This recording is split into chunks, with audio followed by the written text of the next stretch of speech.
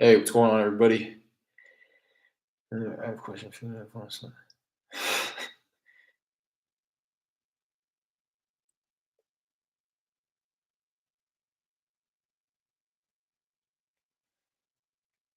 going on? What's going on?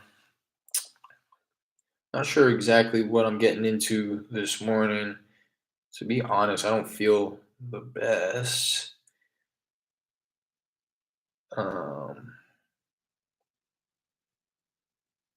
I don't feel the best. Hit a little workout this morning, and to be quite honest, I think I just hit it a little too hard, and yeah, just feeling kind of fatigued. But gonna hop on and do some probably some lead follow ups to try to get a hold of some people in the pipeline here. Um, Man, and I wanna throw this out there in case anybody, because this is something that I'm unfamiliar with. I want to throw this out there just in case somebody ends up watching this and they can provide some clarification. But we were supposed to close this one. Well, I don't want to say supposed to. We're set to close this one as soon as we get what we need. Um, the two things that were kind of pending on this one, just for a little bit of context, we have the contract locked up with the seller. The buyer is has signed the assignment agreement, has submitted his non-refundable earnest money.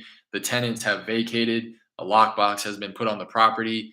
The buyer is good to go. He's given me pretty much the thumbs up, letting me know that once title clears, he can close. Um, when the title search was conducted, a weed lien payoff popped up. Just like inconvenience more than anything else. It's like a couple $100. It's not going to be anything that has the deal falling apart. But then the second thing was the property survey. So the guy went out and conducted the field work for the survey like probably a week and a half ago now, and I just reached out to my title company this morning.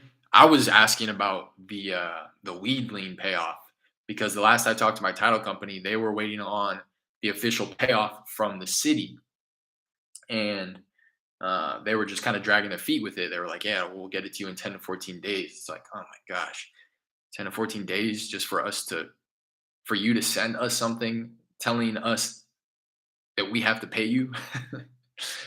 I don't know. For to me, I get that type of stuff with the city and stuff just gets dragged on, but to me, it seems like they would want to get that to you a little quicker, if it means them getting paid. I guess it's a couple $100 anyway. So the way that I'm thinking about it not really affecting the deal, is probably how they're thinking about it. Like, just a couple $100 is nothing that we really need to prioritize.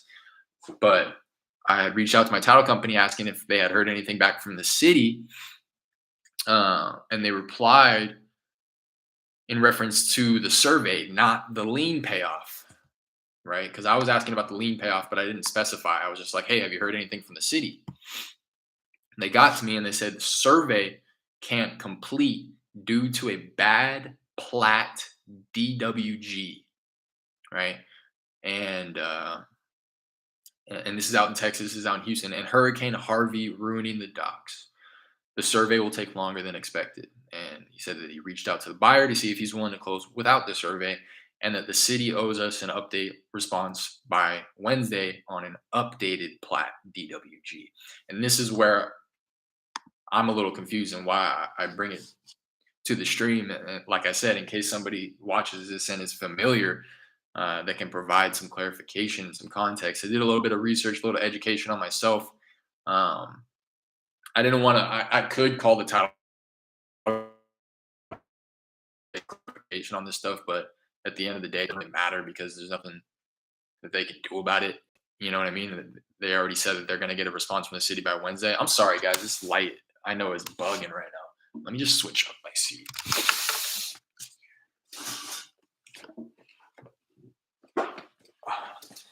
Hopefully that's better. It's just this big bright lights.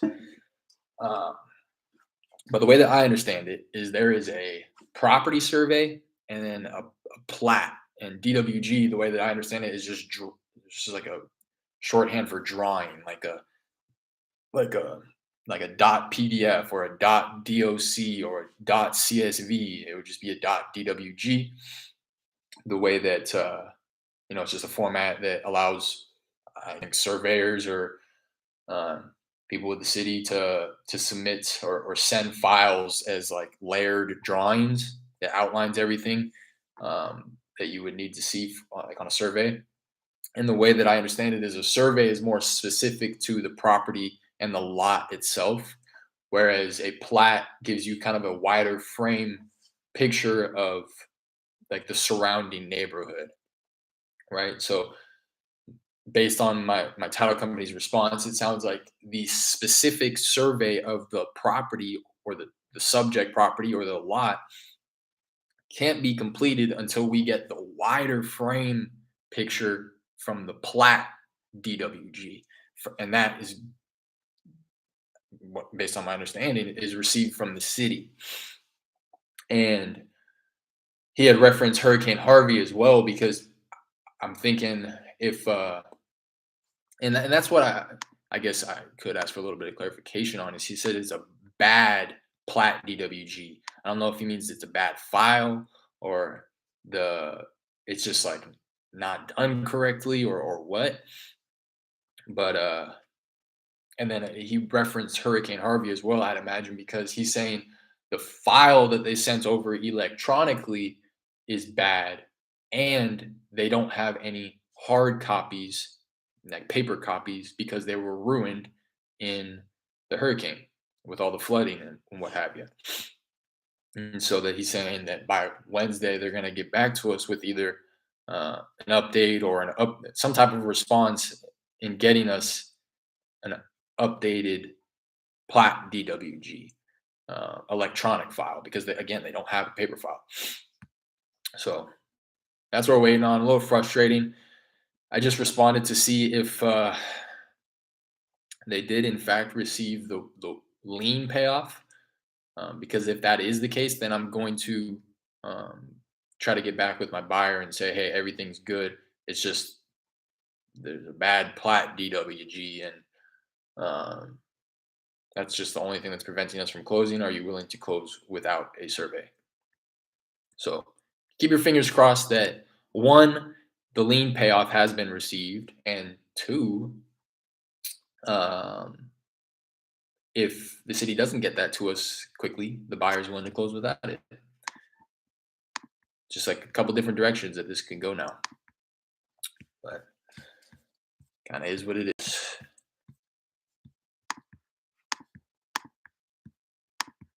Is what it is.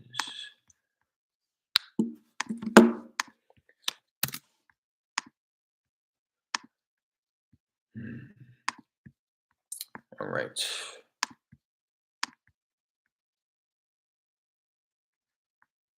Did I send that? Yes, I did. All right. Let's see.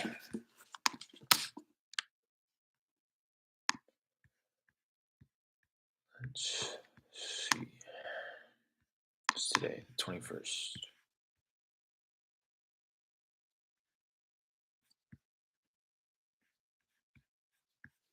All right. Try this number once more. Once more. Oops. And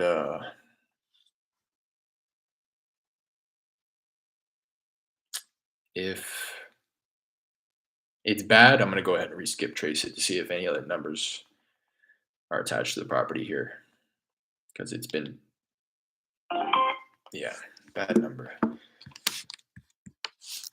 Oh, I don't have any.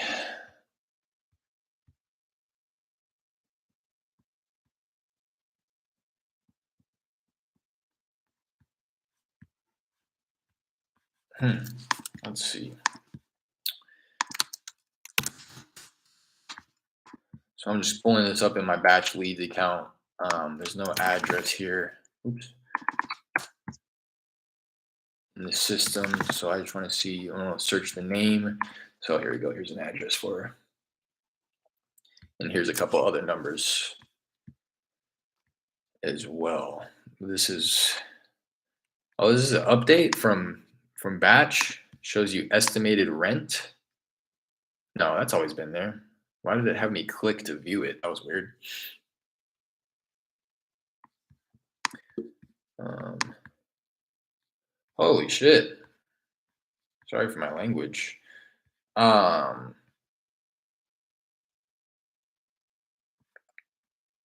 I'm just not really understanding what's going on here. I think maybe this one sold, actually. That's what she was saying was happening.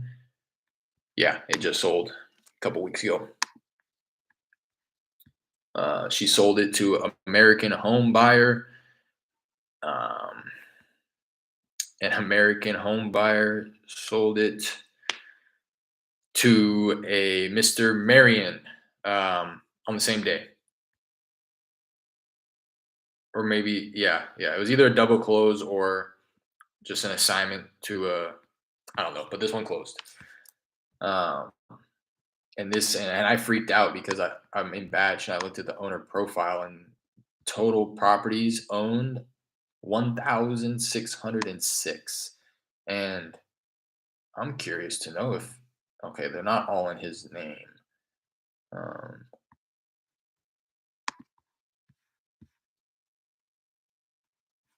so that one sold. I'm gonna go ahead. Sold on 11/9.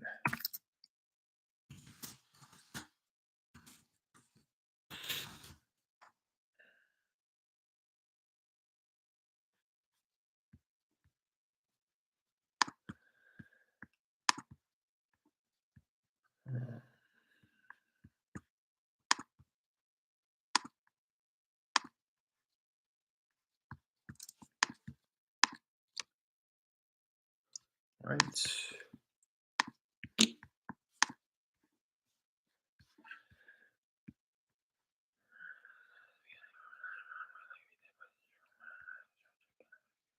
Yes. Next call, we can just add any specific problem. Okay.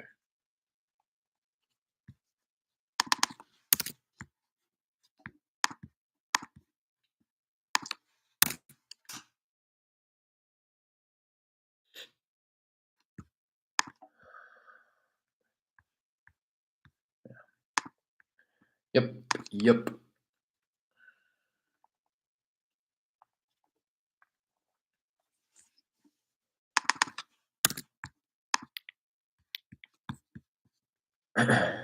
Try one more time. For some reason, it's been happening to me.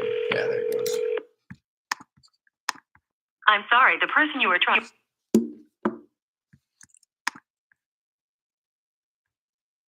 It looks like this one sold too. Yep, sold a month ago.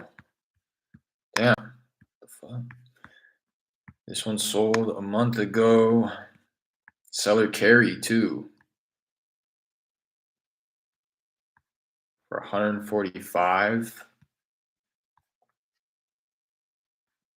Yeah, I mean, I guess it makes sense for um, a seller carry.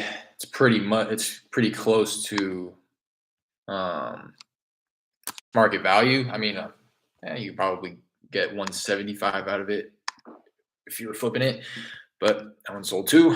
Um,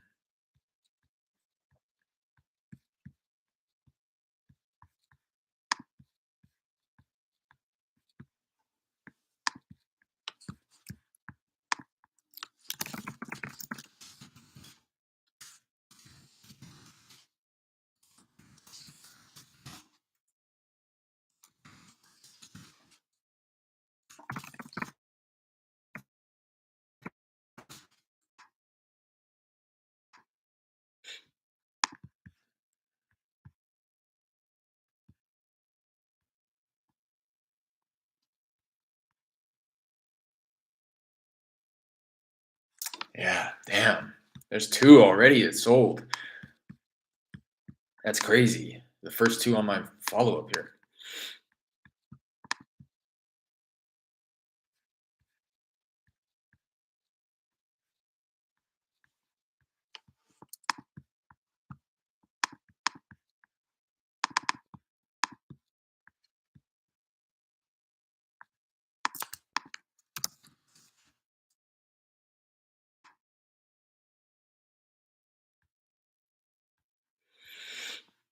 All right. This woman here looks like she owns 3 properties. This was just an absentee list.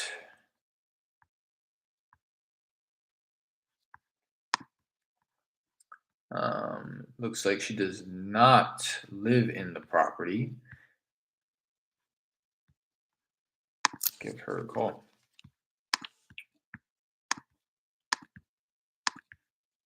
Let me get this address.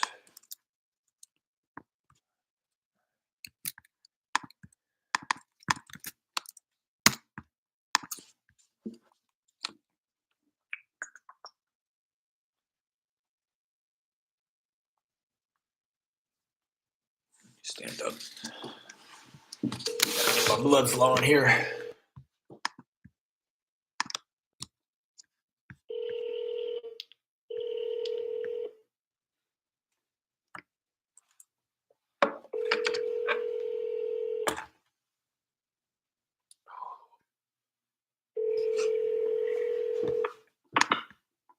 Your call has been forwarded to an automatic voice message system. 7.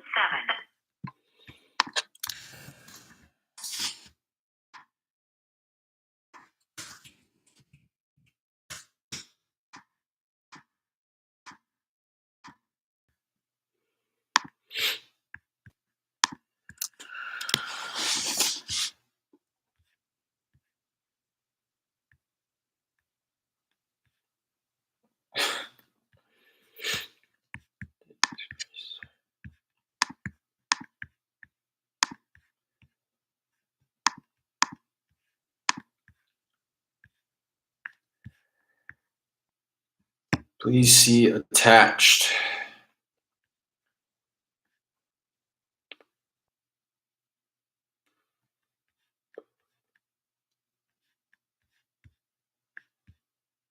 Description of information requires a weed lien payoff amount and a release of lien for. Yep, here we go. Perfect. City of Pasadena. Wait, what? Public information request.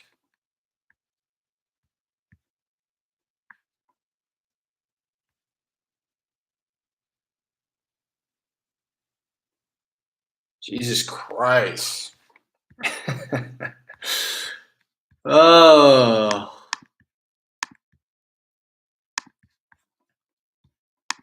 I don't really know what I'm looking at. She just said, please see attached.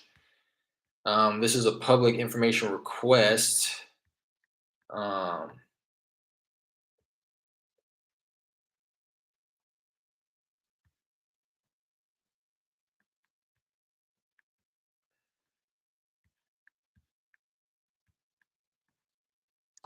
Payoff is attached. Okay. So they gave it. Okay. Here's the payoff. I don't know why it took so long. This was done, it looks like, on the 8th. And she sent, the title company sent the city the request for the payoff on the 2nd, is when they received it.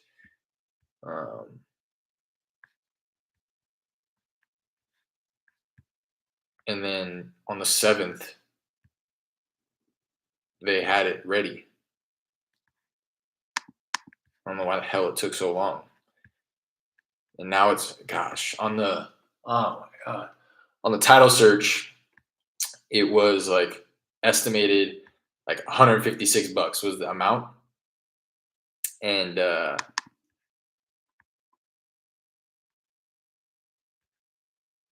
bucks interest because the lien was from 1988. I don't even know if he had the property that long ago. He's talking about, because I had just talked to the seller the other day and he was like, yeah, I don't know what the hell they were. I was like, so you're familiar, I was kind of like trying to ease into the conversation about the lien, and he was like, yeah, man, I don't know what they're talking about, yada yada yada. And I was like, okay, so you're familiar with what I'm talking about here. And he was like, yeah. I said, okay, when did that happen? He was like, just a couple weeks ago. They put something on the door because apparently his truck had a bunch of scrap metal in the back or something like that. But it's saying, yeah, he even owned the property then. He bought it in '96.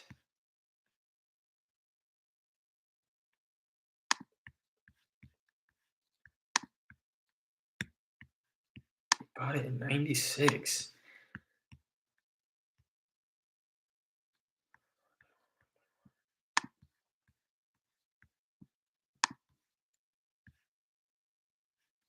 Crazy,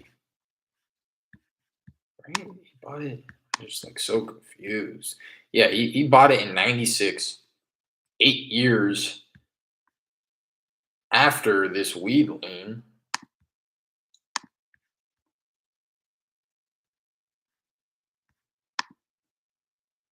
This lien is 34 years old.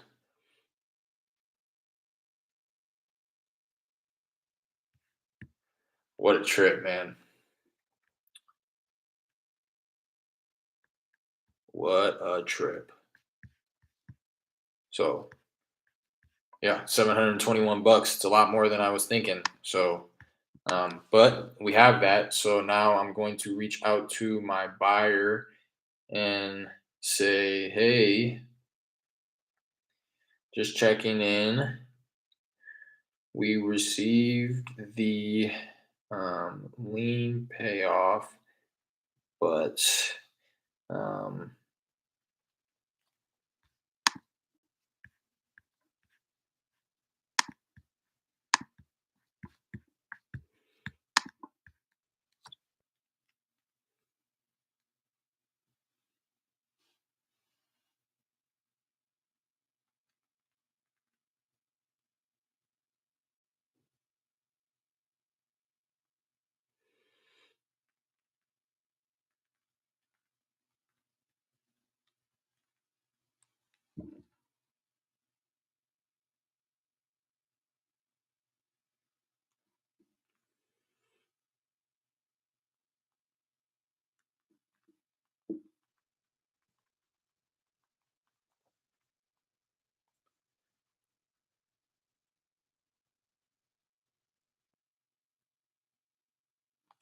like I don't even really know how to like phrase this to the buyer.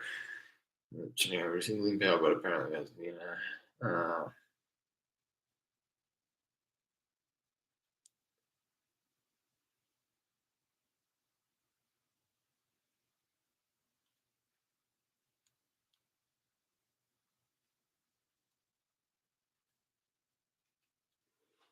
mm,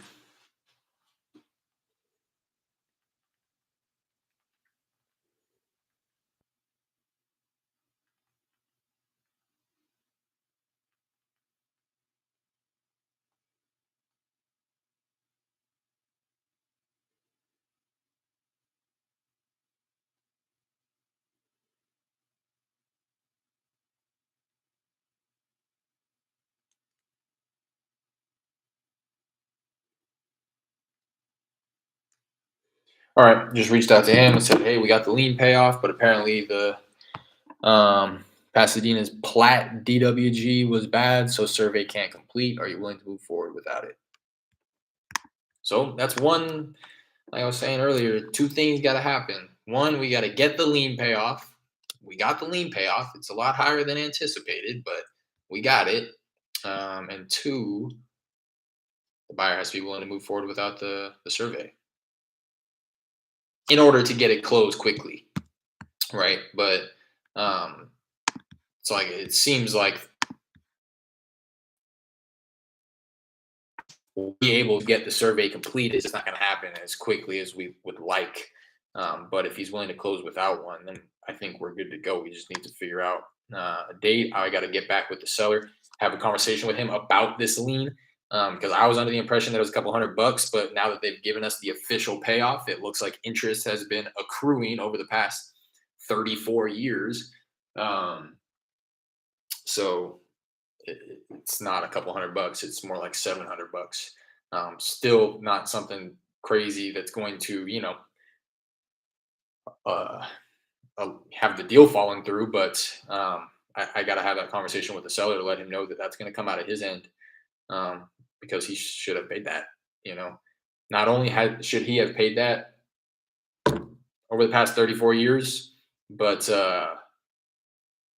the person that he bought the property from should have paid it when he bought the property back when he did, because it seems like he bought it after. It seems like the lien is actually from the previous owner, not even him. So again, unfortunate, but just kind of one of those things where you would just never be able to predict it. So at least we have the lien payoff. I'm just gonna keep my fingers crossed. This is what's gonna happen for the rest of the day here. The buyer's gonna get back to me. He's gonna be like, "Yeah, that's fine. Uh, we can move forward without the survey. No biggie." I'll be like, "All right, perfect." Get with the seller. Hey, we got everything we need. We got that lien payoff. We're ready to move forward. Just want to let you know that that lien is it's been accruing interest. I know you had mentioned it being a couple weeks old, but actually this is from 1988. It looks like maybe even before you owned the property. So uh, yeah, I mean, interest has been accruing over the past 34 years, whereas it was just a couple $100 when the lien was first issued in 88, but now there's over $500 of interest that's accrued. So in order to pay off the lien, it's going to be like $750. So just wanted to let you know that, so that will be deducted from the amount you receive at the time of closing. Just wanted to kind of let you know so that there's no surprises when you see that on the sheets, on the closing date, on the settlement statements. He'll probably throw a little bit of a fit, but again, it's kind of like out of our hands. It's unfortunate because it seems like again it was from before he bought the property. So really, what should have happened was the person who sold him the property should have paid that off when it was sold to him. Um, but it wasn't for some reason. Whatever title company they worked with probably just let it slip through the cracks and didn't want to pay it any mind. Uh, but yeah, it's got to be paid. And we're already covering his property taxes, which is probably going to be close to that same amount, probably a little bit more, probably like $1,000.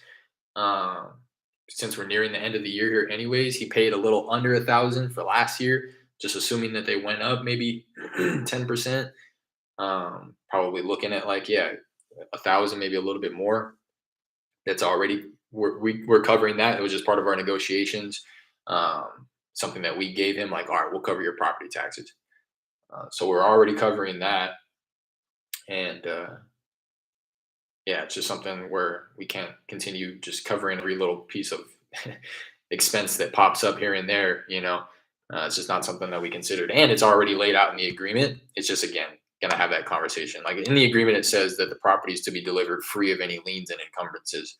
So you know he should be at that understanding, but at the same time, I know he didn't really read the agreement because it's already come up where he's like, "What did I sign? Like I didn't know I was signing that." It's like, dude, how old are you, bro? They're grown people. It really opens my eyes. Like people just make such rash decisions,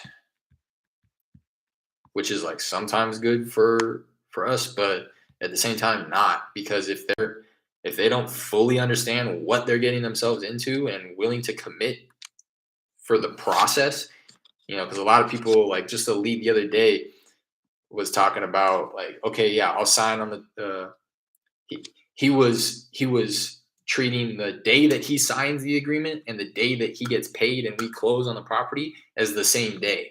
And I know that that's very common. Sellers assume that when we go out and meet them for the initial appointment and we get the property under contract, thinking that they just signed us the property, right? And now we own the property. It's not the case. Like there's a process, and that's something that me and Jared, my partner here, have been going back and forth about. Is just educating the sellers about the process so that they fully understand what will happen after you sign this agreement and what you can expect and what can possibly pop up, right? So like this is just a perfect example of setting clearer expectations, because I didn't know that this lien from 88 was going to pop up, and neither did the seller. So but it was always a possibility, so it was incorrect of me to try to kind of put a firm closing date in his mind, because title wasn't clear yet, right? So that was a learning lesson for me. Um, Even then, I put it like so far out. It was like it was probably like a month out from or a little under a month out from when the agreement was put in place, the initial purchase and sale agreement. So I figured a month was plenty of time, but now here's delays and the city's taking weeks to get us back a couple $100 lien payoff. And it's just like, again, it's, I don't want to like anticipate that happening on every deal, but it's always a possibility. So I need to be setting clear expectations with the sellers so that when the time comes and like this, like in this case, like we were planning on closing last Friday, the 18th, and then we were still waiting on this information. So I had to get back with the seller and be like, yeah, sorry, this is what's going on. We're not going to be able to close on the 18th. I'm hoping that we'll be able to close next week. But it's just kind of out of our hands. We've done everything that we need to do. We're just kind of at the mercy of the city now whenever they get us the information that we need.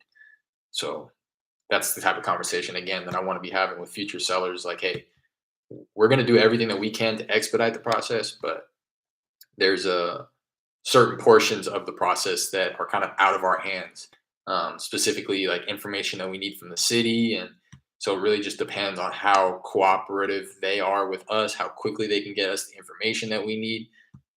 So once we get everything lined up, once title clears, and once the title company gives us the thumbs up that, yep, you're clear to close, then then I'll round back with you and we can set that firm closing date so that you know. All right. Because yeah, in this case, we were supposed to close on Friday.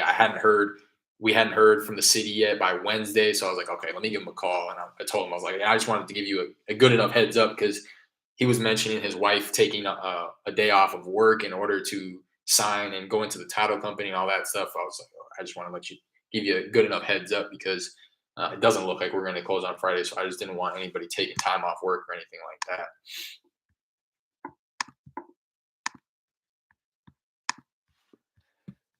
I'll be right back.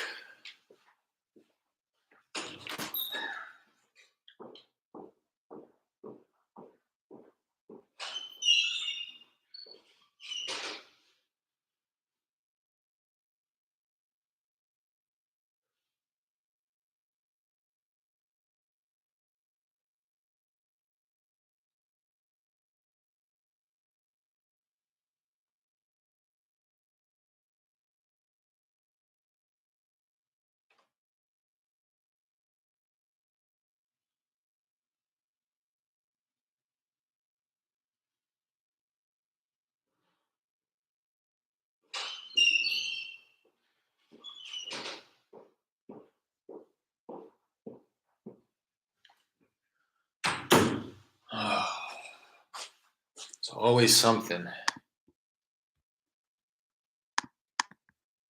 Here I was stressing about the lien payoff and it not coming in on time. And now that the lien payoff came in, it's the survey that's given us issues. Whereas I thought the survey was like a no biggie. Just hopped on. Anyone pick up yet? No, no pickups. A couple people sold though. Two people already sold. The first two people in the list. One sold to probably like a hedge fund type because they own because I pulled it up and I was like went to the owner profile to see how many other properties and they had like 1,600. I was like, oh, this isn't a motivated seller. And then I saw that they sold it like 2 weeks ago. In the notes, she was saying that she was planning on closing on a couple weeks ago. So it was just one that it fell through. So not that big of a deal. But the other guy actually, we initially talked to him in August. The follow up was set for 3 months out, but he sold in October. Seller finance. He sold it seller finance to somebody. And I just verified all that on batch leads. Nothing. I haven't had any conversations with anybody yet.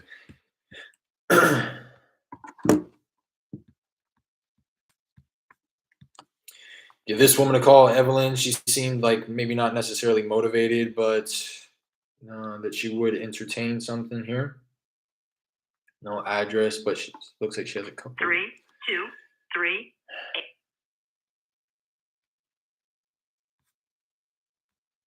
32.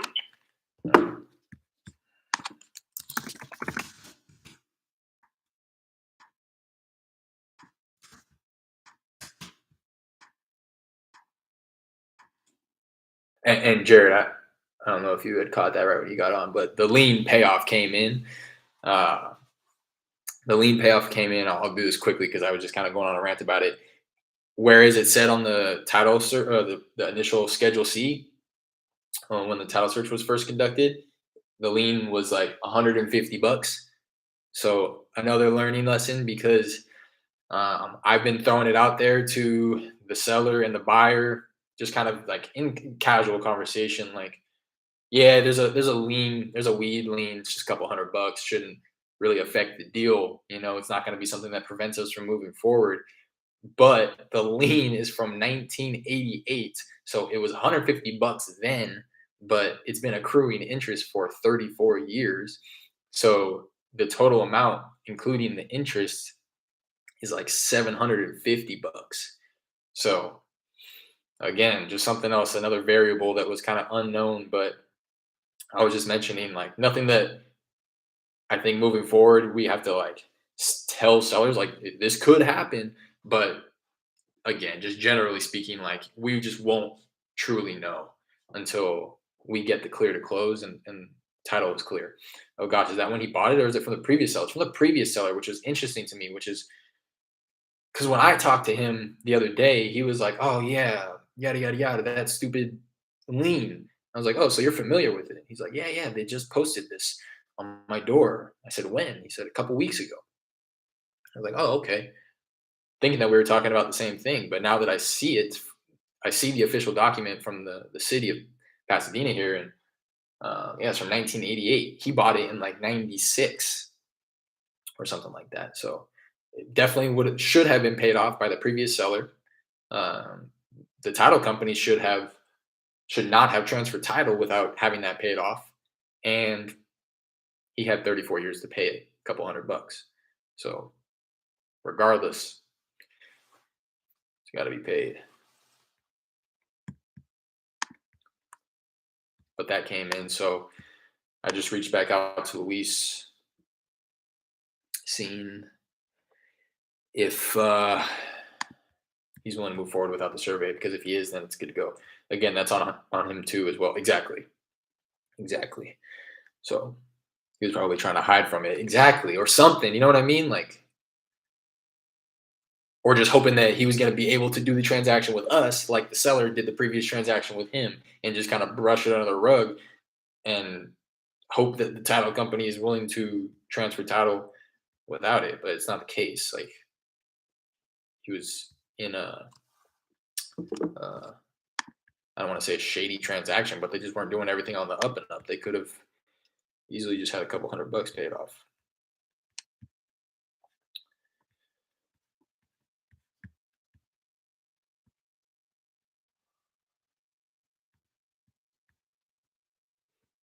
Okay, I remember this guy.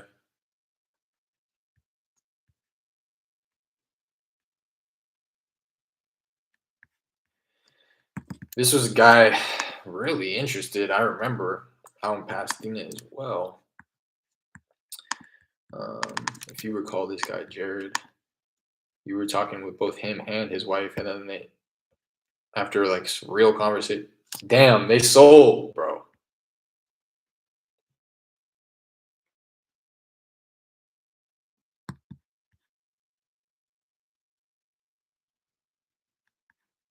Hmm.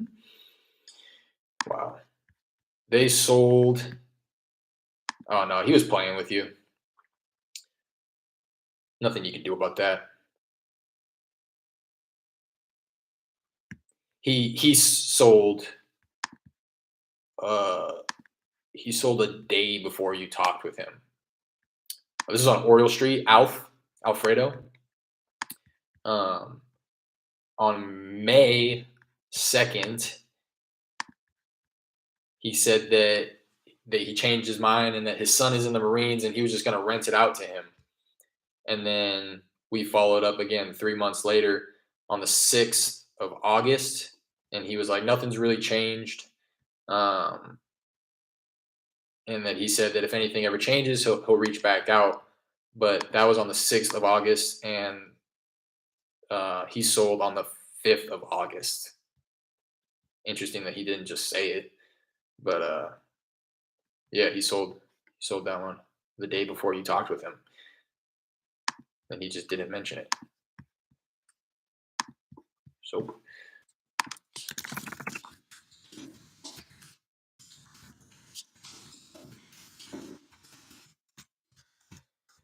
that's 3 on the day. Gosh, this is 3 on the day that it sold. That's incredible. What are the odds? I mean, this happens every so often, but Jesus.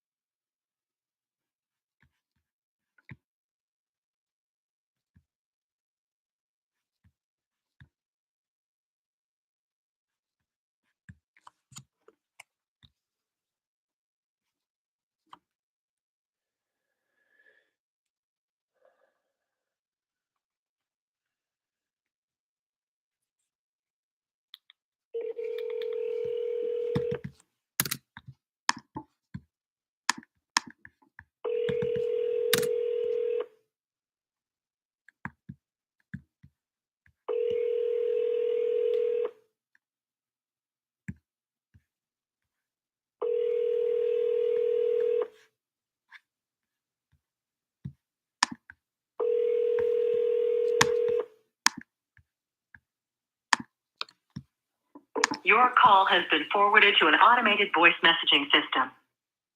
8.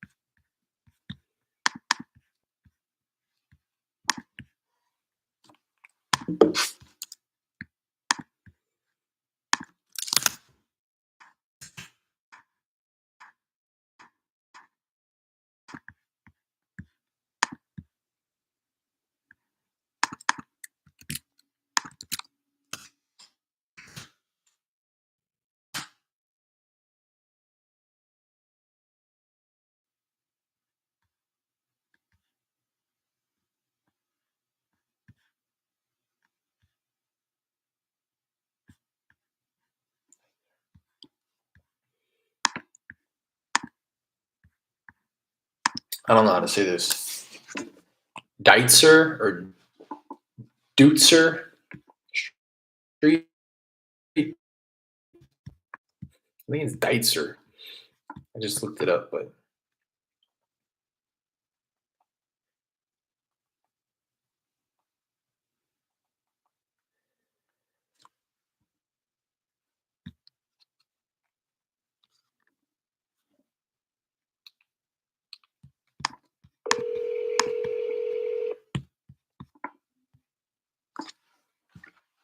Sorry we missed your call.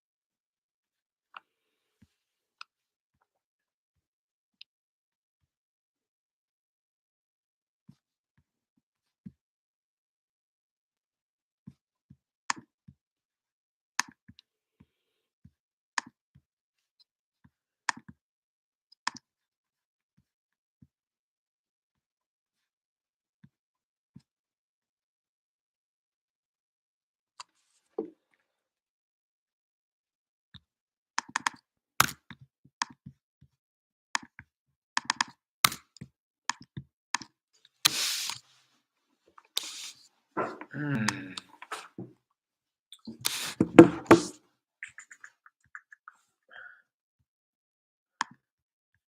Not sure where this lead came from. Um,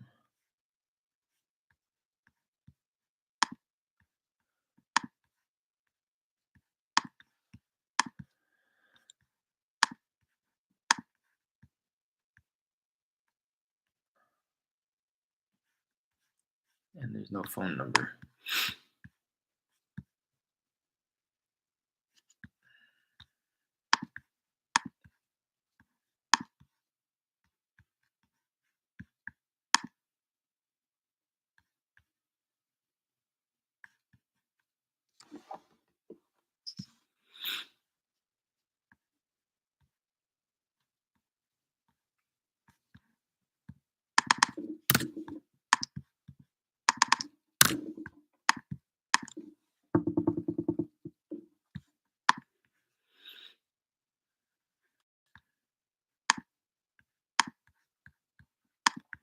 Right? This woman has two properties.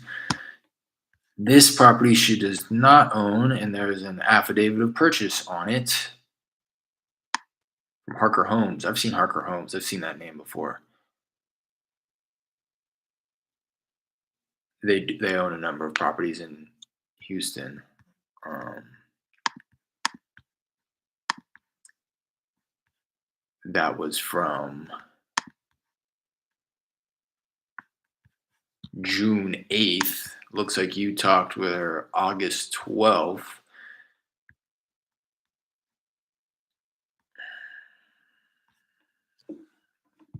I'll just see what she's talking about, but kind of leaning towards just getting rid of this one because of that affidavit there.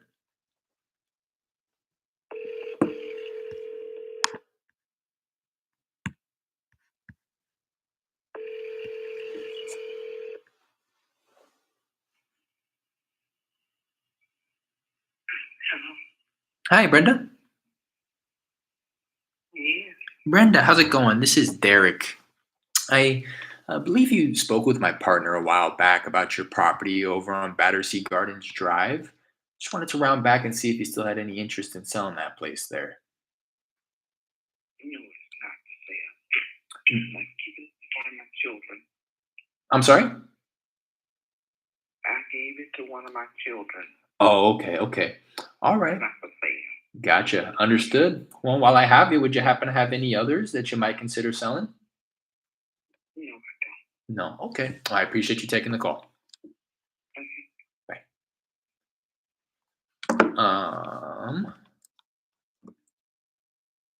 I'm just gonna go ahead and archive that one. I, despite her saying that she just gave it to one of her kids, that would have been one thing, and maybe something, if you wanted to follow up with that in like 6 months or something, just to check in. But the fact that she has a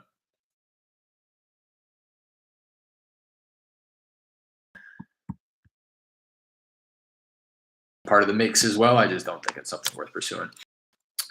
Connected with seller said it's not for sale because she gave it away to one of her kids. Note also an affidavit. I'll match.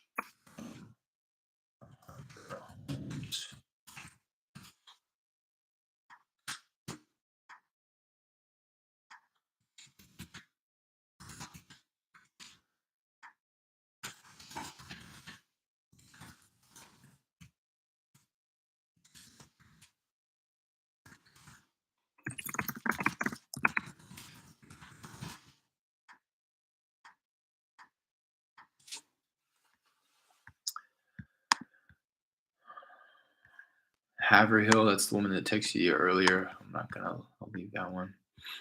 Um, yeah, just on the 15th, you said she definitely knows who you are. So, yeah, I'm going to leave a note of what you were talking about, though. Say that.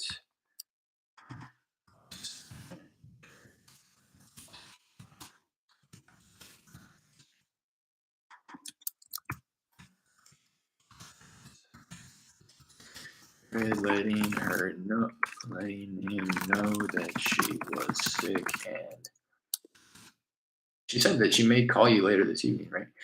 That she may call him later this evening, uh, but if not, to reconnect after.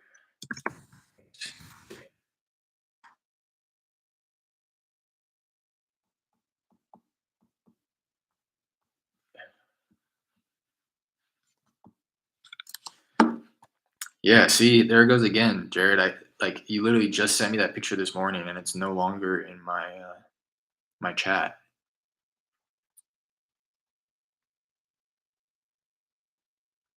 Yeah.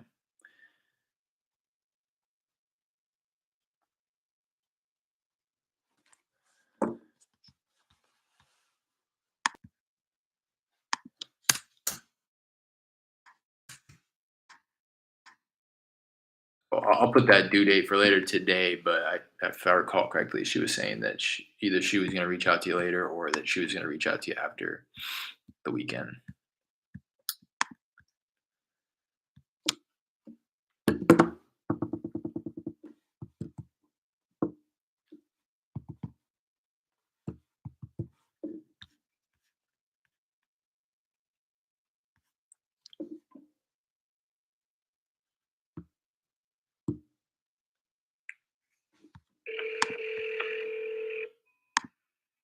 Hi, you reached Megan. Same shit. I think Megan. I'm calling Donya's property here, Jared. I think she may have even blocked my number too. That's what happens every time now. When I call, it rings once and straight to voicemail.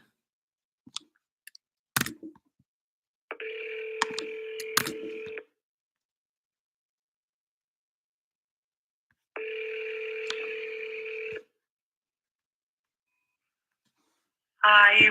Yeah, so she's clicking it because that time it rang twice. It's not like her phone's off or something. She's hanging up on it.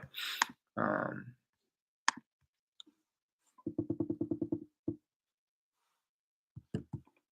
Try Donya.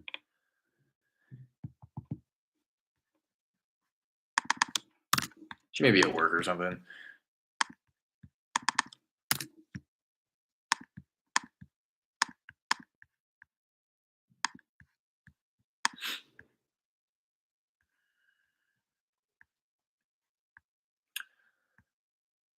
So I've never actually talked with Donya. So if she does answer, I have to approach it like an initial phone cold call here.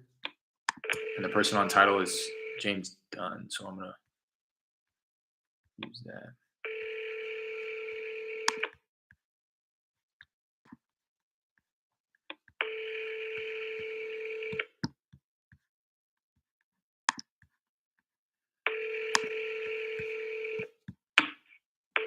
Your call has been forwarded.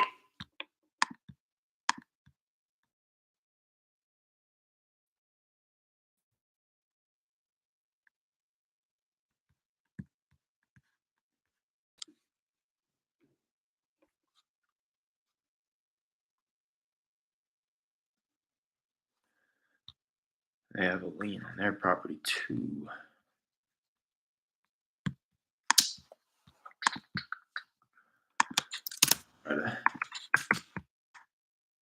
I'm gonna call them later and see if maybe anybody's off of work.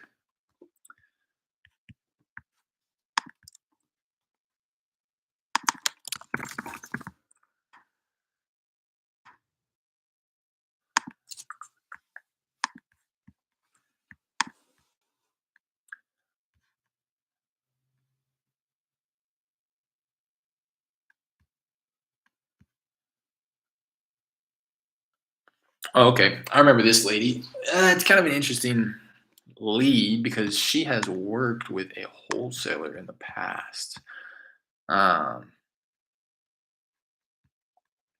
she said she's definitely going to sell, just hasn't decided which direction she's going to take. She's worked for a wholesaler in the past, so she's familiar with the process.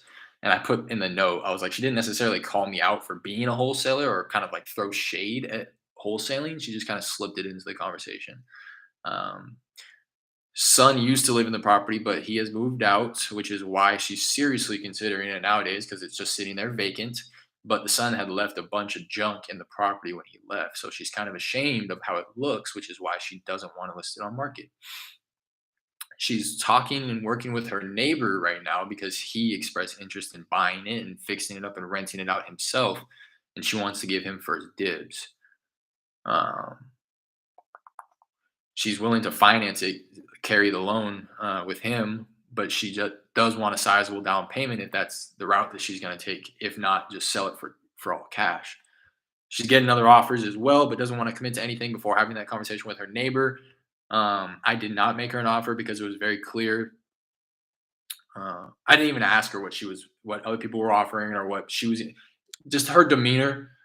She's knowledgeable. You can kind of just tell, like, she knows what she's talking about, and she was giving me the impression that there was no need to ask her what other offers were, or what she was willing to sell it for, because one, she wasn't ready to make the decision anyways, um, and two, I could just tell she wasn't going to tell me what other people were offering her. So I just I elected to not go into price with her yet. Um, Needs a full rehab. But when she bought it 10 years, she did mention when her and her husband bought it 10 years ago, they redid the bathrooms, although only one bathroom is listed. And I said that I would call her a week from the day I spoke with her, which is today, to see how, the conversation with her neighbor went. So get her on the phone, see what she's talking about. Oh, okay. And I also pulled it up, oops, in batch leads after I talked with her, and it had it listed actually as an active pre-foreclosure. And this was from the pre-foreclosure list that I pulled from batch. So I don't really know what's going on there because the notice of sale was back in August. Um, because I think she actually purchased it. Oh, okay. Okay. She purchased it seller finance from somebody, and then back in 2011, and then I would imagine earlier this year in August, something happened where she stopped making the payments, and then the person who was carrying the loan, I just imagine it was the previous owner, went to go foreclose on her, and instead of selling it right then and there, she went and got a conventional loan. Uh, she went and got a conventional loan and just paid him off of what he was owed, and now she has like 20,000 bucks on that loan. If that makes sense, hopefully that makes sense. It makes sense to me. It was like, again, she was making payments to the previous owner because that's how she bought it on seller finance, and then she stopped making payments for some reason. Maybe it was her son that stopped making payments or something. Maybe she was leaving him responsible to make the payments, and he stopped. And then the previous owner, who was supposed to be getting paid, actually foreclosed on her. And then before it actually went to auction, she just went and got a conventional loan, paid him what he was owed, and now she owes this lender. It was only a $21,000 loan, according to Batch, with $600 payments and at 5%, and it's due 2025. So it's only a 3-year note, which is interesting as well. Which makes sense though. It's only like 7 grand a year, 600 bucks a month. It'll be paid off in 3 years. I gotta use the restroom real quick, but I'm gonna give her a call when I get back.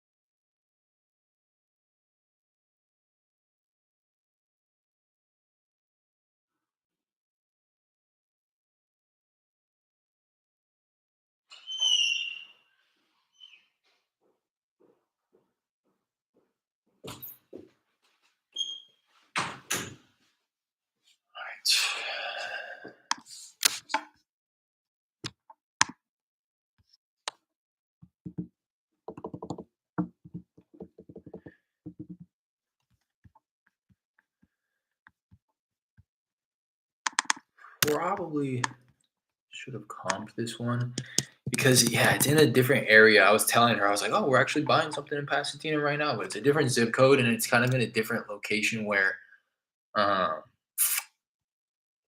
the values are a little increased, if you will."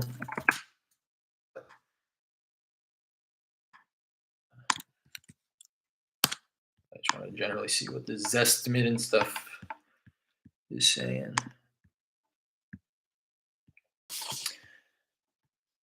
Okay, yeah, there's not pictures actually. Zestimate 167, batch is 186. It's probably close to there. Redfin says 142. It's kind of all across the board here, but let me pull up the zip code and I'll kind of try to start comping it before I give her a call, or as I'm giving her a call, rather, if my computer wants to work.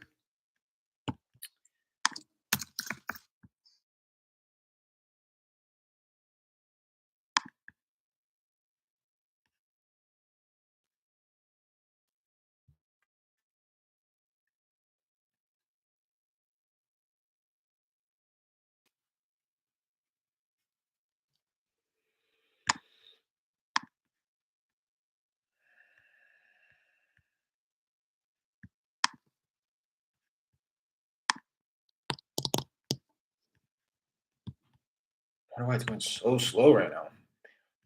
With YouTube. Any other tabs?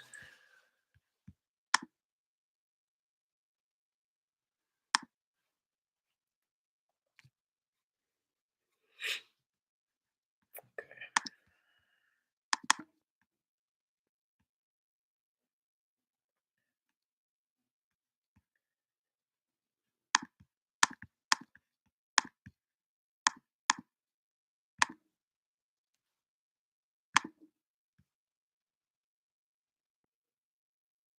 So this is a 1159 square feet.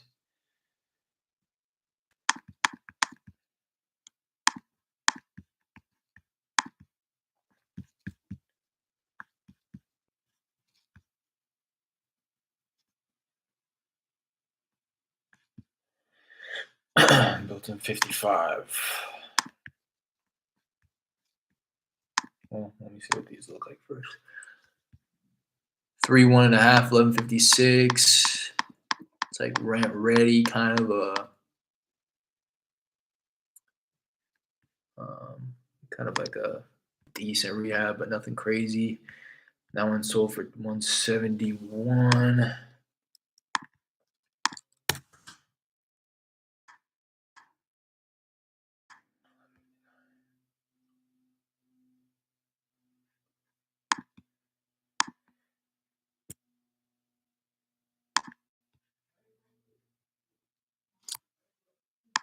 And here's one that's a really nice flip that sold.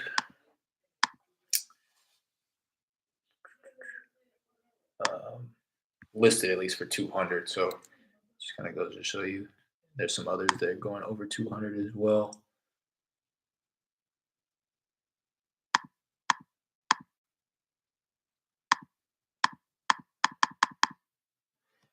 Yeah, so you probably could call it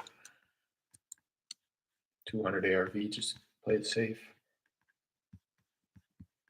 These ones sold kind of a while ago, but August. This one sold October. 3.2 extra bed, about 100 square feet less though. The lot seems fucking huge. 7,200 square foot lot. So ours is actually bigger.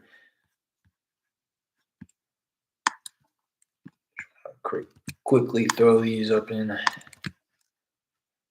HAR. See what they actually sold for. Give me a general idea. Extra bed.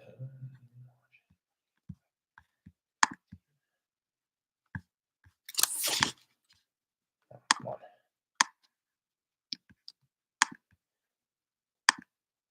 So I don't know if what she was saying is accurate, that this is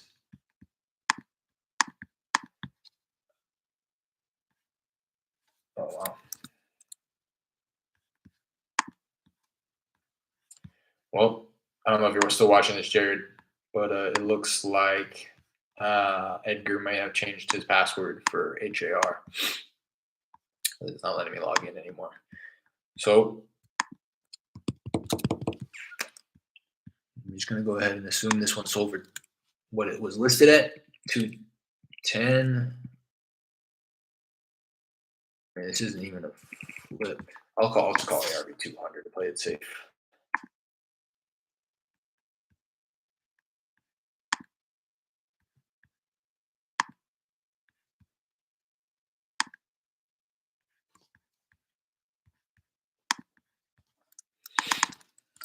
Maybe even like 185 just to start negotiations and know that there may be some upside there.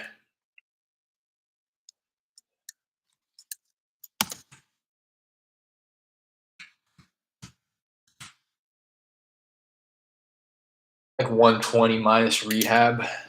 If it needs, she's saying it needs a full rehab at 1159 square feet.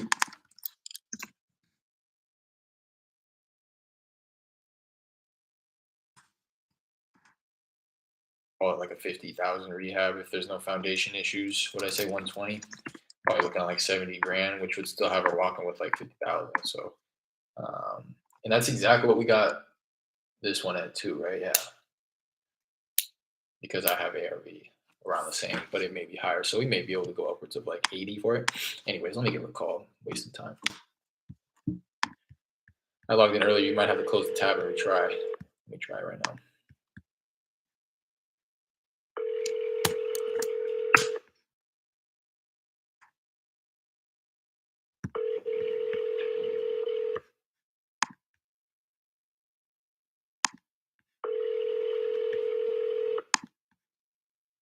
Oh, yeah, I'm in. That's weird. Leave a message. At the tone, I please am going to leave record a your message. message. I When rarely you do, finish but recording, you may hang up or press 1 for more options.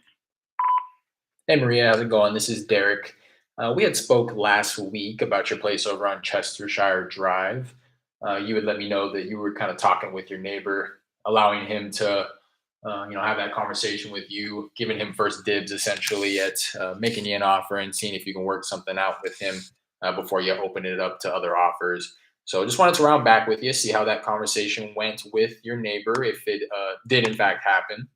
And if it did, and you may be looking to open it up to receive some other offers, I'd love to connect with you. Give me a call at this number when you get the chance. Talk to you soon.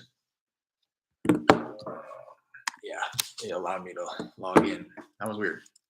I don't know why I didn't.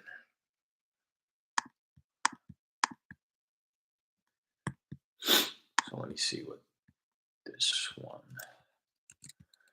sold for a month ago. Oh, come on.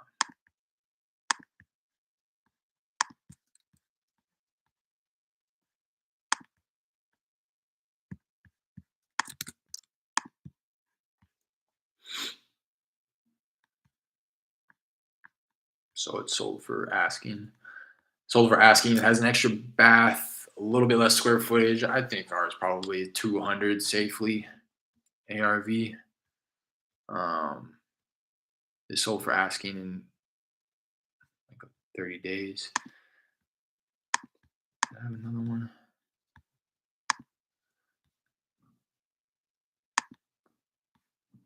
That one sold a while ago.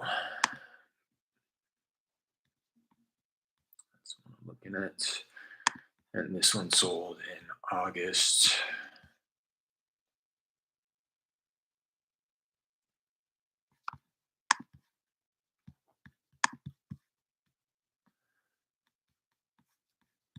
Different subdivision, but rather close. Doesn't cross any major roads.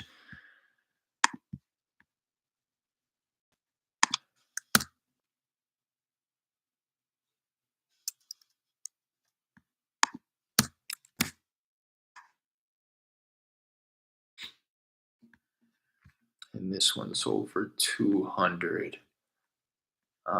Pretty much the same property. Same bed, same baths, damn near same square footage. Very similar size lot.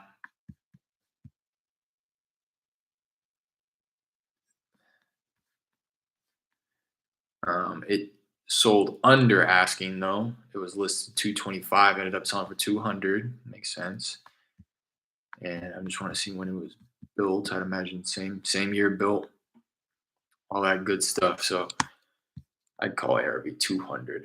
And that was, I mean, let me see, kind of like a poor listing if you ask me, like blurry pictures, and it's also not like a brand new flip. Definitely nice, and renovations have been done, but uh, in my opinion, it looks like some more work could have been done. But anyways, I call ARV 200.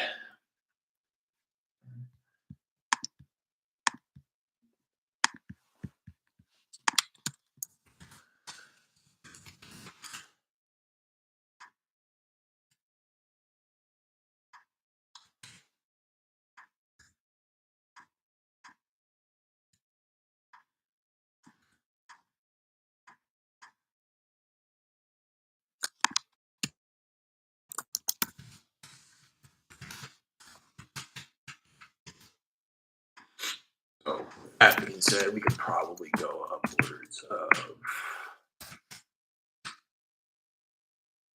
say maybe even higher, to be honest. She's saying that the bathrooms are done and stuff.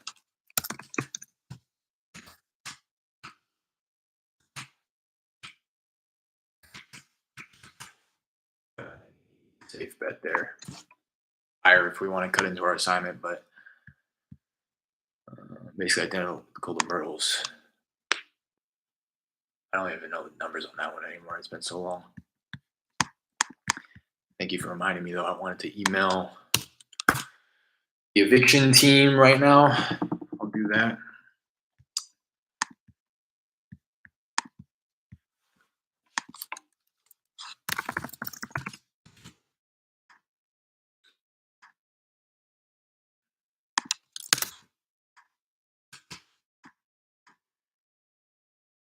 Before I do that, I just want to make sure that there's nobody else because I would have missed this one. That was somebody who I specifically told her I was going to call her today. So I'm glad I caught that. Um,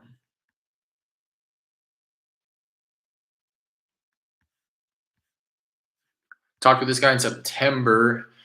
Outside of the property's done. Now he's moving on to the kitchen, which was ruined by sloppy renters. Seller confirmed he was going to fix the kitchen one way or the other before selling, but that he would likely consider a cash offer instead of listing it on market after the kitchen's done. He said it's a personal thing, and he wouldn't want to sell something that he could get more money from if he just renovates it. So, and that's funny. That has come up in conversation. But this guy was blunt about it. I remember the conversation. He was like, I mean, the means to update the kitchen, so why not update the kitchen and get more money for it? You know, it's like, yeah, that makes sense. But for the people who are just like not really or claim that they don't really expect any money on the back end for it is interesting.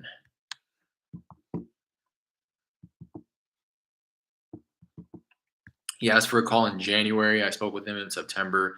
Just cut the follow up in half there, giving him a call now. Essentially, he asked for a call in 4 months. I'm calling him in 2 months. First, oh, this is a funky looking property. I'll tell you that much. He still owns it. Um, Owns 8 properties, which is why he's probably willing to fix the kitchen. It's yeah, there's probably just not much motivation there. Let me go ahead and email these people.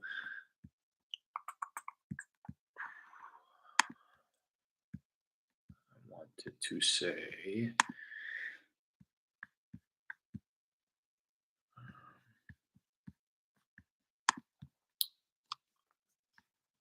so it was served on the 24th.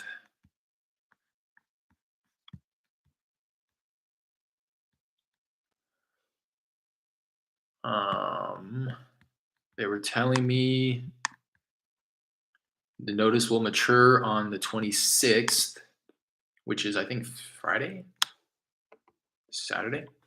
We will then send out the notice to vacate. Please be aware that if you accept any payments, your case could be dismissed. Okay. I'll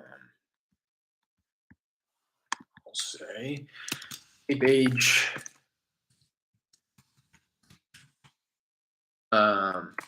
This one popped up on my calendar and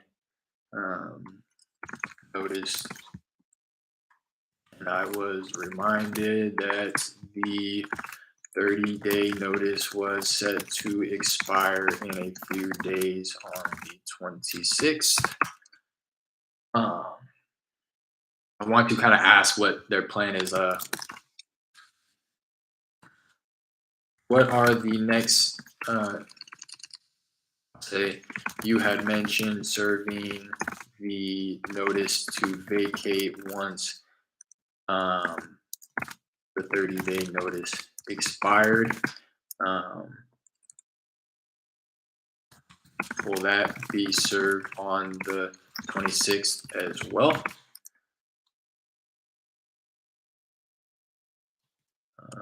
Please let me know if there is anything that you may need from me. All the best.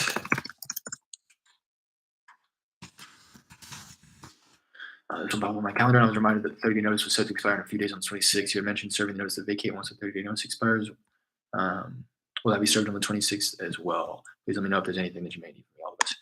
All right. I just want to know if they're going to go out there on Saturday or if they're going to like wait till Monday to do it, especially it being the holiday weekend.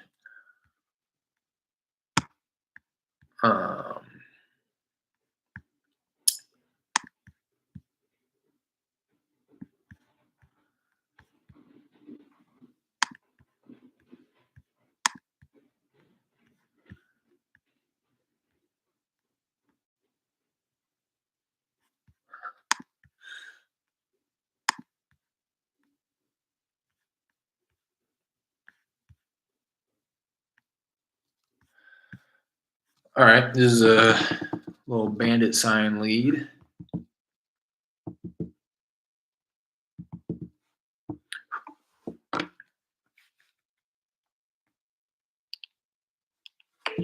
Wonder if she's Spanish speaking.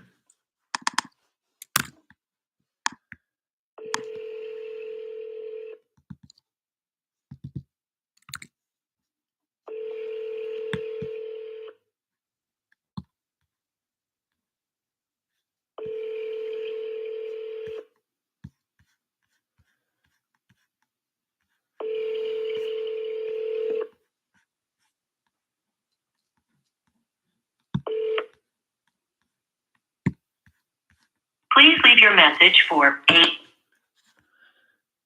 Try her once more.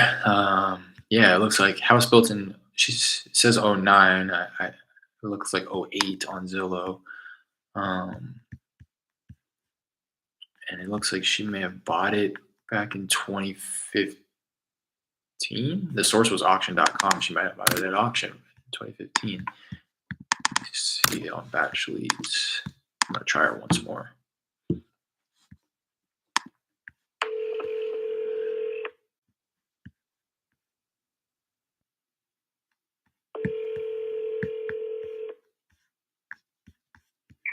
Hello? Hey, Sylvia, how's it going? This is Derek. Hello? Hey, it looks like you had spoke with my partner a little bit ago about your place over on Mantova Drive. She's not interested. I'm gonna call her back. Looks like we got disconnected, lady.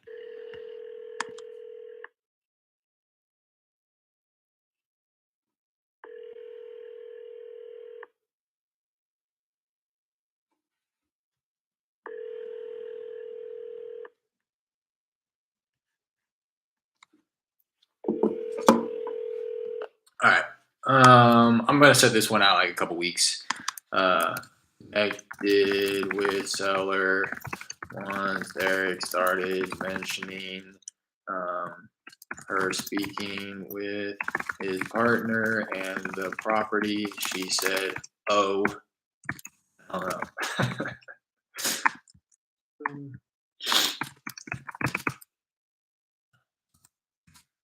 2-week follow up, just because it's a bandit sign lead. Uh, so yeah, it's pretty weird. Yeah, I think we're just learning that it's going to be one or the other. Like we were just saying the other day, hot or cold, just like any other marketing channel. Um, Cold being somebody who just wants to know what somebody would offer, and hot being somebody who's actually motivated. In any marketing channel, we're finding that that's going to be the case. You get somebody on a cold call, they'll say, "Yeah, I'm interested in selling," but they really just want to know what you're going to offer. Um, I speed the lead, which is how where that conversation revolved around, Jared, the other day. Same thing. Somebody goes onto Google, sell my house for cash fast. They type in all their information, thinking that they're just going to get some auto random number generated offer on their property just to see what somebody would offer. And then when they find out that they actually have to have a conversation with somebody and tell people about the property, they're like, "Oh, never mind. I wasn't actually interested." Um, so, guy on Glacier, yeah, I'll give him a call right now. So that seems to be the case with this woman. I'd imagine is she saw them when it's like, "Yeah, well, could you tell me a little bit about the property?" It's like, "Oh, like you aren't just gonna throw me out a random number." It's like, no, lady. But the fact that she called in general is, again, that's why I wanted to call her back just to get confirmation. Like, are you not interested in selling? Because if that's the case, I'll take you off the list here. But if you're just gonna hang up on me when I start mentioning it, I'm gonna assume that I just caught you at a bad time, or that you're just not ready to sell. Because again, you called the sign. It takes like at least a little bit of motivation, in my opinion, to see a sign on the side of the road, type the number in that they see on the sign, and call that number. It's pretty big, like commitment for somebody who is like quote unquote not motivated. I'll call this guy on Glacier right now. Yeah, funny enough, that was the last one I was gonna follow up with in the follow up leads, anyways. So let me.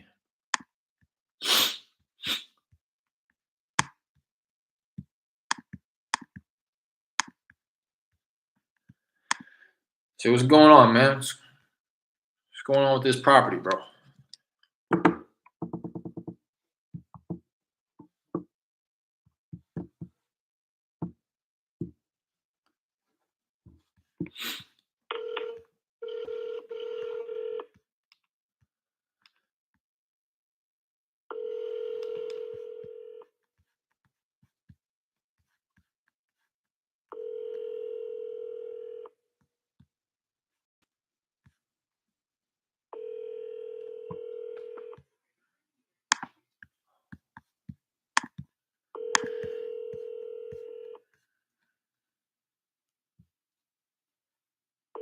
Eight, three. I'm gonna let it breathe for a second. I'm gonna call him back. I hope everything's all right with him. He's going through it. Let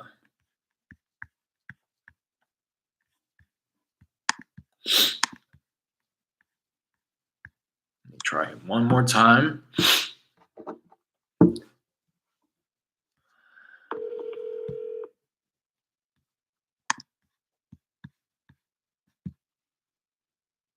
Hello?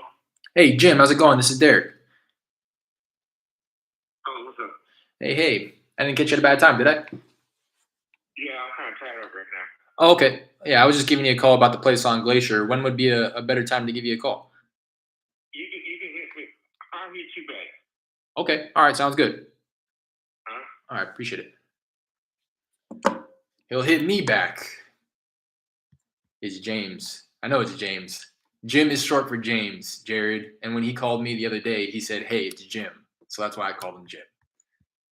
All right. Try to correct me. You got to learn these things, man. You got to learn the nicknames. That's the only reason I called him Jim. I had called him, following up with him on uh, on the 17th, just last week when I tried him. He didn't answer, but he called me back, and then I answered. I said, "Hey, may I ask who's calling?" He said, "It's Jim." So I wrote down Jim.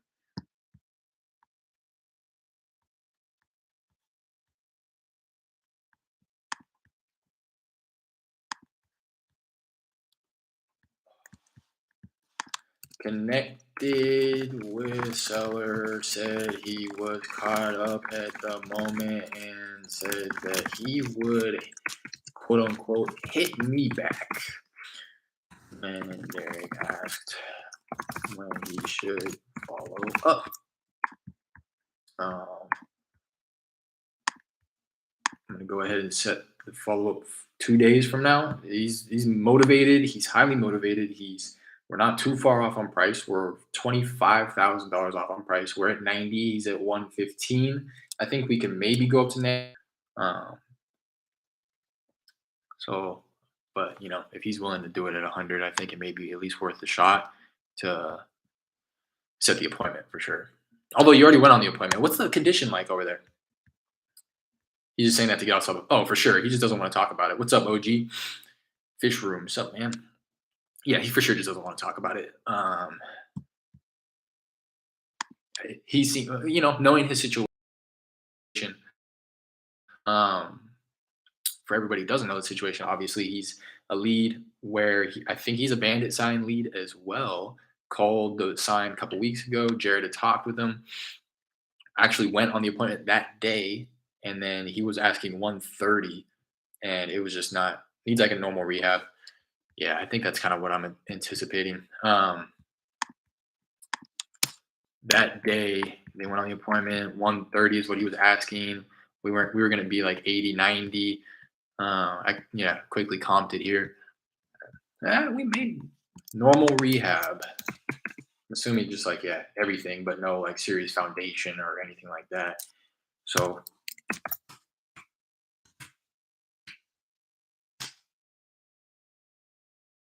use it. I wonder why I had. It may be something where we can do 115 as long as the place isn't really big. 1,700 square feet. That's the kicker.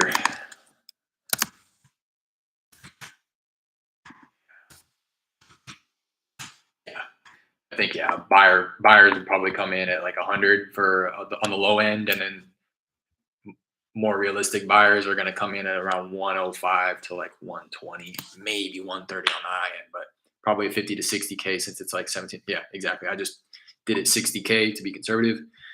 How many deals have you closed so far since you started? 2, Arvin. 2 deals closed with 2 in escrow right now. Hopefully closing both of those shortly.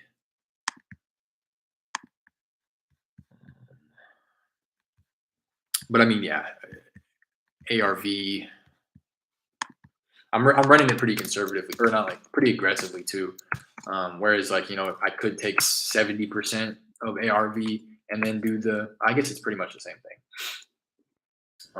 60K rehab, and and that puts us at 115, but that's no assignment. So again, maybe we can go upwards of 100, but and we probably could go upwards of 100 now that I just did that. 70% minus 60K rehab. Yeah, 115. So that's probably where a buyer's coming in, around that range there. So how do you feel about your wholesaling experience? What would you do different if you had to do it all over again? Would you still do it? Yeah, I'd still do it for sure. That's a great question. I would. So when I first started, I quit my job and I went quote unquote all in, but I didn't know what all in really meant until I started running out of money. You know what I mean? So I had all the luxury in the world to put in like 150% effort, right? Sit on the dialer. I had the money to support it. That's all I would have done. I think I would have just committed way more time to it. I didn't truly know what type of time allocation was necessary and effort. I don't think I would have done anything necessarily more different though. I would have not gotten cute about it. I got cute about it at one point after I closed my first deal. I started like reinvesting in different marketing channels, like texting, and I joined a mentorship program. That was worth it. But I would have just doubled down. I would have gotten on the phones 10 times as long as I was on the phones. I would have rinsed and repeated the process and what I was doing. And what I was doing was virtually driving for dollars and cold calling. And that's what got me the first two deals. Virtual driver, yeah, virtual driver for dollars was the first deal. Cold called him. Second one was a list that I pulled. Cold called him. So I would have just doubled down on what I was doing and not gotten cute about it. I think that's, you hear that all the time, shiny object syndrome. You just start chasing what you think is going to work, but I already knew what worked. So I wish I would have just kind of double, triple down on what I was doing instead of getting cute about it.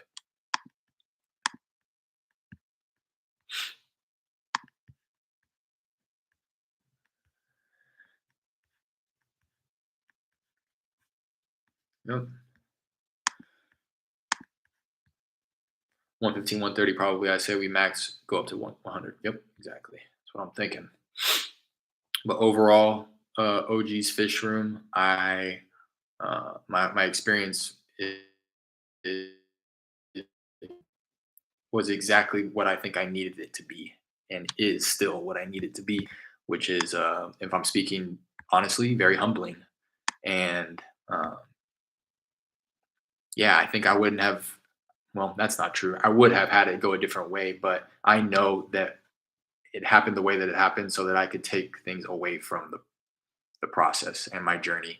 Um, just speaking specifically about the one deal that we had that fell through on the day of closing, buyer didn't show up. It was a 40K spread. Me and Jared were going to split it.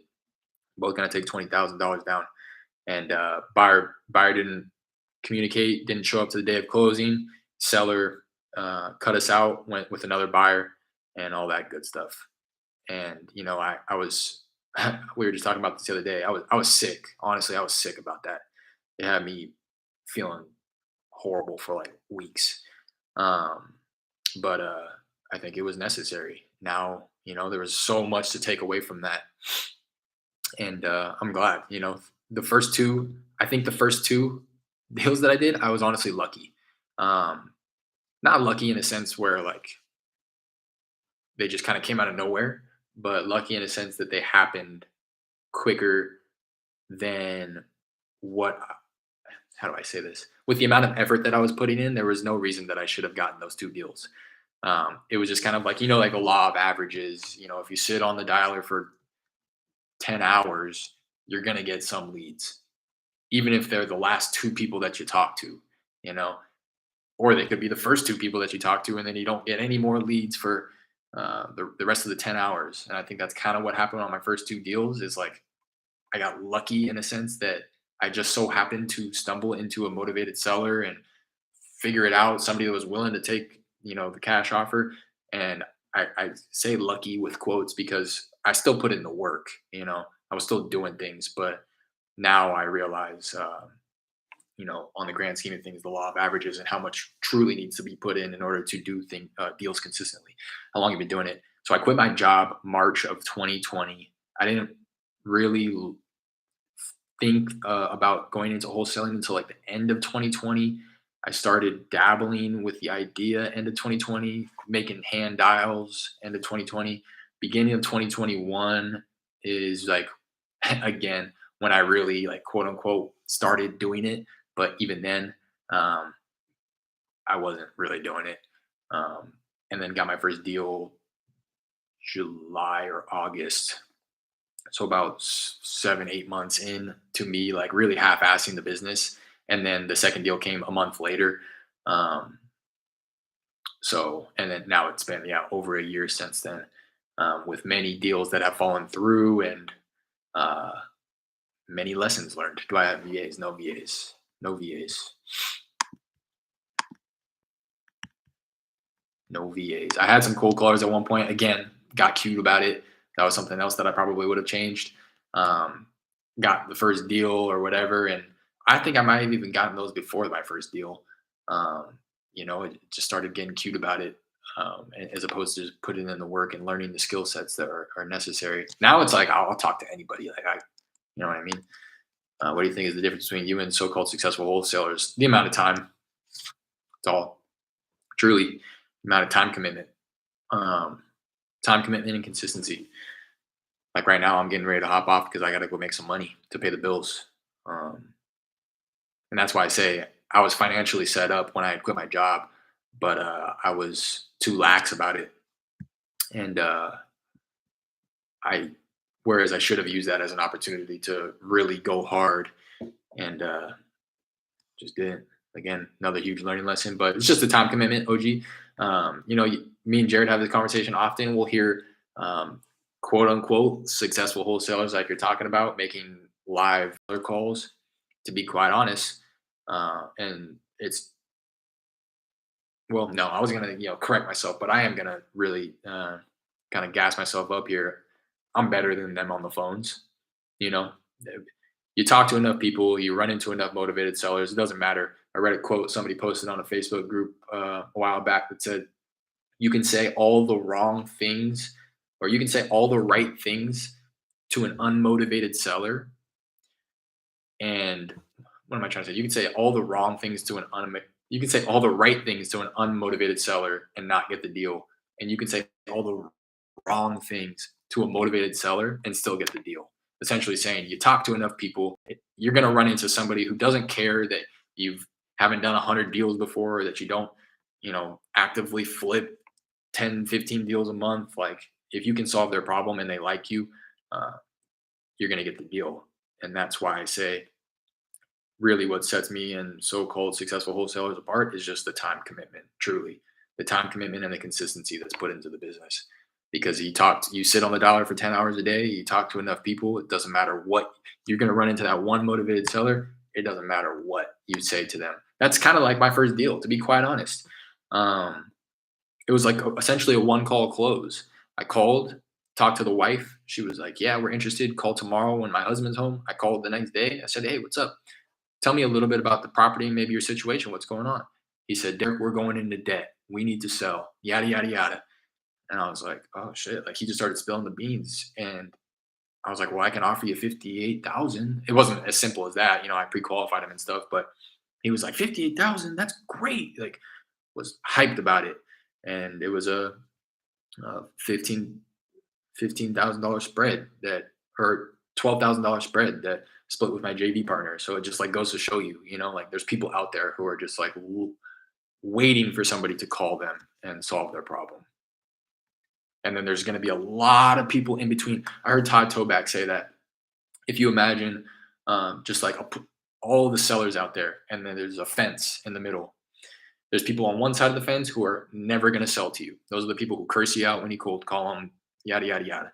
There's people on this side of the fence who are lay down sales, like my first deal. You get them on the phone, they're ready. They've already decided it was just a matter of who called them next. And then there's 99% of the people who are interested in selling, but they're sitting on top of the fence. And a good closer is going to be able to push them off the fence onto the other side of them wanting to sell you their deal. What do you think about Zach and his dad on YouTube? I like them. I'll tap into them every once in a while for sure. Zach and Rick, for sure. I think they give good content. I'm not a personal fan of the anti-guru agenda that they're pushing, but that's kind of their brand, and I get it. I kind of think it's funny. Um, I'm not involved, obviously, but yeah, I just think it's kind of their brand. And I don't even really think that the other gurus minded either, because they're kind of, assuming that they're all taking the same position that I'm taking. It's just kind of their brand, like it's their, it's the way that they differentiate each other. They set themselves apart by, and everything they say is the truth as well. Like, mind you, they do provide a lot of free information that a lot of other gurus are gonna end up selling you or trying to sell you. So I appreciate it because I do get a lot of information for them. So to answer your question, I like them. They're definitely. I will listen to like just a small handful of people to get my information from, because I don't want to like be pulling information from like 30 different people, right? I just want to kind of identify like a core group of pros in the industry who are really doing the business, who I'm kind of modeling what I do after them. Do you think what they teach is any different from how you do it? Yeah, a little bit. They take a much more. They take much more Okay, well, I'm gonna answer it this way. They preach. They're big on probates. They're big on government lists, and that is actually something that we talk about wanting to move in the direction of. I think I hadn't watched the video yet, but Zach had just recently posted a video saying like, "Don't buy your list, earn your list." Right? Like drive for dollars, earn your list. Go down to the courthouse, go down to your city. Um, and get the tax liens or whatever the case may be, these government lists that you can't just go on batch leads and buy a list or pull a list from PropStream.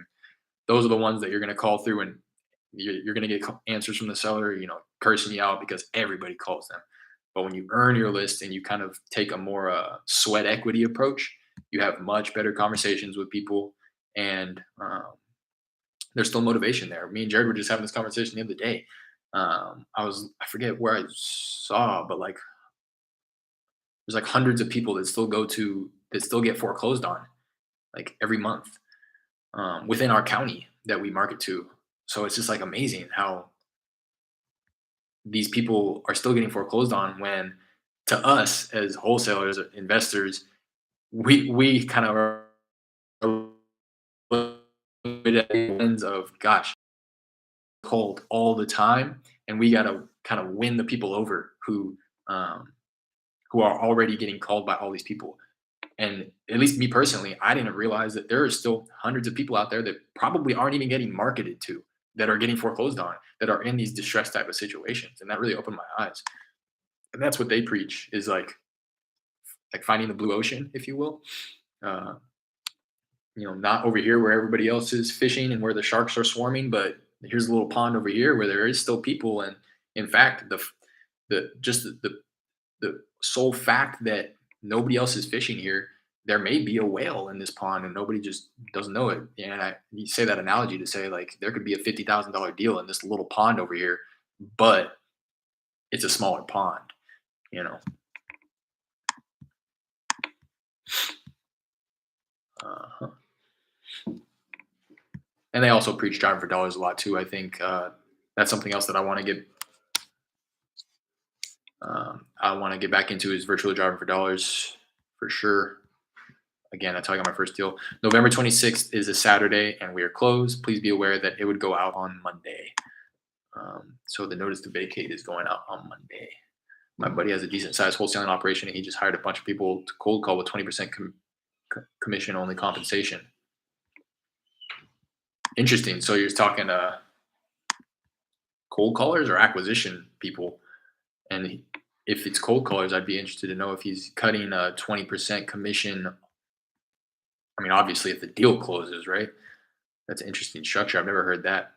Paying cold callers. Oh, you didn't even say cold callers. Hired a bunch of people. Oh, yeah, you did cold call. Yeah, that's interesting. What's up, brother? Glad to see you back. What's up, cool dude? Have you closed any deals since the hiatus? No.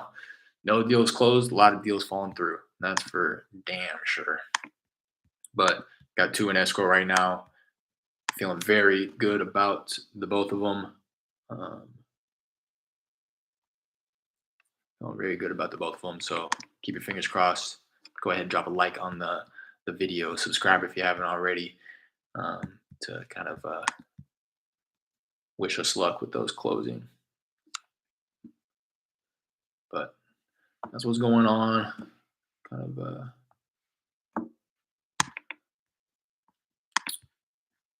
why did they fall through? If you don't mind me asking, one fell through. Buyer backed out once he realized how much we were making, despite the agent who was middlemaning it knew they had the I don't want to make excuses, but they saw the preliminary settlement statement and saw how much we were making essentially and didn't want any part of it. But as opposed to saying that when they got the preliminary statement, like a week before closing, they decided to just not show up on the day of closing. So I was scrambling to find another buyer, found another buyer within 24 hours, but the seller was expecting us to close. They cut us out, went to a different buyer. Um, Others were just locked up too high. Another learning lesson in that, just to stick to your numbers, even if it seems insignificant. Like some of the times where we would go up, it would only be $5,000-$10,000, but then we would be getting offers $5,000-$10,000 less than what we locked it up for. Trying to think of others, but That's pretty much what it was. Just yeah, over offering too high. And now that we've come to that realization, we've actually realized that by sticking to your guns, people will come back.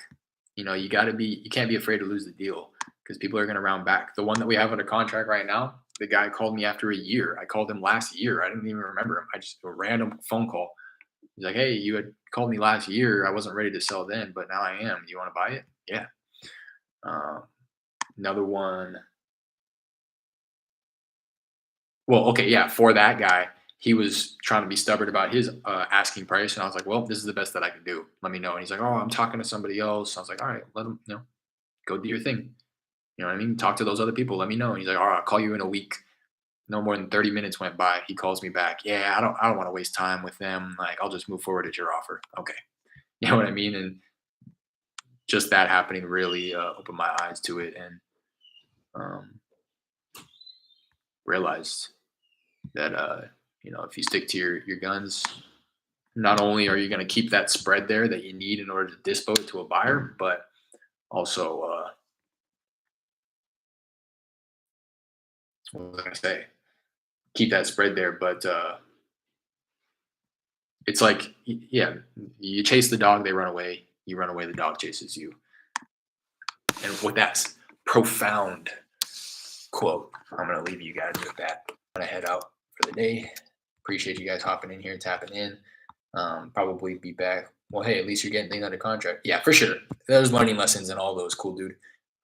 That's something that we've really been trying to pay attention to as well, and be intentional about. Like when a deal falls through, not sit in our sorrow and be like blaming other people for it. It's like, no, like there's a lesson to be learned here. What is the lesson? Okay, the lesson is X, Y, and Z. All right, perfect. The next time we come across something, we're going to make sure to implement X, Y, and Z. And then we get it under contract, and then A, B, C happens. And it's like, oh, we didn't even think about A, B, and C. Like, well, next time we're going to make sure A, B, and C. And, so there's going to literally still, we still talk about it every day. Like, just refining the process. It's going to be an ever evolving thing, especially in real estate with the market shifting how it does. It's just going to be ever evolving. It's your side gig. Deliver food delivery. So I do that a long portion of the day.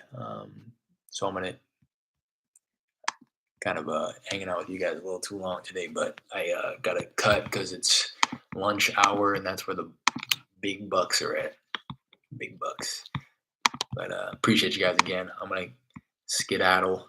See you guys when I'm back on. If I'm not back on before Thursday, hope everybody has a good Thanksgiving, and I will see you on the next one. Peace.